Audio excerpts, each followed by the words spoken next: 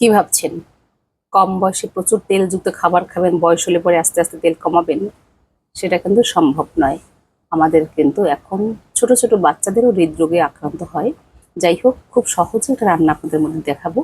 এখানে অল্প তেল দিয়ে তার মধ্যে একটু নুন হলুদ মাখিয়ে কয়েকটা চিংড়ি মাছ হালকা ভেজে নেব। কখনো এটাকে আমি বেটেও রান্না করে থাকি, আবার ছোট চিংড়ি দিয়েও আমরা রান্না করে থাকি। 4-5 মিনিট একটু ভাজা ভাজা যখন হবে, তারপরে আমি একদম জল সহ এখানে রয়েছে দুটো আলু দিয়েছি আর পুঁই শাক দিয়েছি। পুঁই শাকের ডাঁটাগুলো একদম মোটামুটি কাছাকাছি প্রায় একসাথে যাতে সিদ্ধ হয় সেরকম হবে। তো কখনো এর মধ্যে বেগুন দিয়ে থাকি, কিন্তু মিষ্টি আলু দেওয়া যেতে পারে, মিষ্টি কুমড়ো আমরা দিয়ে রান্না করি। এরপরে এর মধ্যে পরিমাণ মতো জল দেবো, আর একটু জল দেবো, পাতলা ঝোল হবে। আর পুঁই শাকে সাধারণত একটু ঝাল ঝাল হলে টেস্ট হয়, আপনারা টেস্ট অনুযায়ী লঙ্কাটাকে ব্যবহার করতে পারেন। রান্নাঘরে থাকা 3 থেকে 4টা উপকরণ দিয়ে প্রত্যেকটা রান্না আপনাদের মধ্যে উপস্থাপন করব। একবার হলেও রান্না করে খেয়ে দেখবেন একইভাবে। আশা করি আপনাদের ভালো লাগবে এবং স্বাস্থ্যকর। 4-5 মিনিট পরে ঢাকনা খুলে আমি এর মধ্যে কয়েক টুকরো মিষ্টি কুমড়ো দিয়েছি, তবে যাতে ব্যালেন্স করে সিদ্ধ হয় সেই কারণে। এর উপর থেকে কেটে রাখা পাতাগুলো আমরা দিয়ে দেব।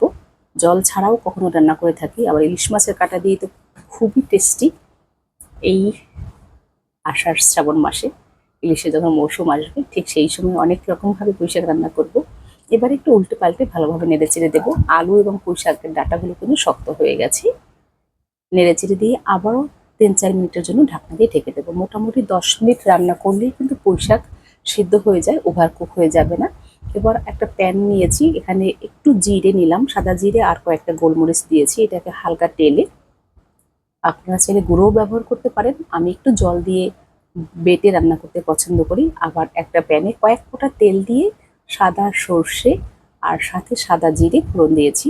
এটা যখন ভাজা হয়ে যাবে অসাধারণ একটা ফ্লেভার আসে। এরপরে এই পাতলা ঝোলের মধ্যে আমরা ফোড়নটাকে দিয়ে দেব।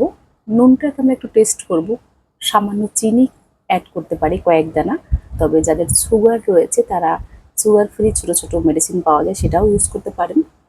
মিষ্টি কুমড়োটা ভালো মিষ্টি হলে তাহলে কিন্তু এই চিনিটুকু দেওয়ার কোনো প্রয়োজন হয় না।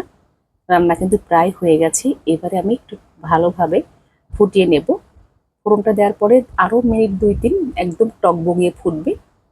গ্রেভিটাকে একটু গাঢ় করার জন্য 2-3 টুকরো আলু কিন্তু মিষ্টি কুমড়ো ভেঙে দেওয়া যেতে পারে, তবে ঝোলটা যাতে গাঢ় হয়ে না যায়, একদম পুঁই শাকের পাতলা ঝোল রান্না করব। কয়েক দানা চিনি এখানে অ্যাড করলাম। সবজি সিদ্ধ হওয়ার আগে কিন্তু চিনি ব্যবহার করা যাবে না, তাহলে ভালো করে সিদ্ধ হতে চায় না। এগুলো রান্নার ছোট ছোট টেকনিক। আর সেই যে মশলাটা আমি ভেজে নিয়েছিলাম জিরে আর গোলমরিচ, এটা দেওয়ার পরে কিন্তু স্বাদটাই পুরো চেঞ্জ হয়ে যাবে। দেখতে পেলেন কত সহজে চিংড়ি মাছ, অল্প কয়েকটা চিংড়ি মাছ দিয়ে একদম দারুণ স্বাদের পুঁই শাক রান্না করে ফেললাম। গরম ভাতের সাথে হোক, রুটি হোক বা যে কোনো কিছু দিয়ে খাওয়া যেতে পারে। কখনো যারা ডায়েট করতে চান এরকম 1-2 বাটি সবজি কিন্তু আমরা প্রতিদিন খেতে পারি, যে কোনো ধরনের সবজি। আর এটাকে নামিয়ে এবার আমরা গরম গরম পরিবেশন করব ভাতের সাথে। সুপ্রিয় দর্শক, এভাবে কম তেল মশলায় রান্না পেতে আমার পেজে লাইক কিংবা ফলো দিয়ে সাথে থাকুন। আবারও বলবো, কম তেল মশলায় রান্না খান, সুস্থ থাকুন। অনেক রান্না তো আপনারা দেখে থাকেন, তবে এত কম তেল মশলা রান্না সেটা কিন্তু খুব একটা আমি দেখতে পাই না। বিশেষ করে পেজে যখন যাই বিভিন্ন পেজ চোখে পড়ে। হয়ে গেছে, কালারও কিন্তু বেশ অসাধারণ একটা কালার এসছে। একদম কাঁচা লঙ্কা দিয়ে রান্নাটা করেছি।